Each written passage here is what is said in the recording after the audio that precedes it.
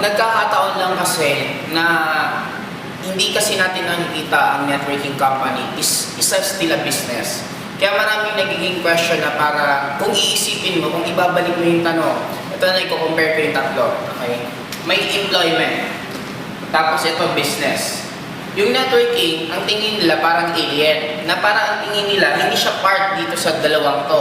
Ang networking, sabihin na natin nilagay dito. Kaya may mga question na nandito, pero kung actually yung ilalagay mo dito, ganun din sa kanila. Tanong ng iba, bakit ang networking company may mga nagsasara na kumpanya? Bakit dito, lahat ba nang nagtayo ng establishment, nagbukas? Di ba meron din mga establishment na nagsara? Ibig sabihin, nalugi, na mismanage for any reasons.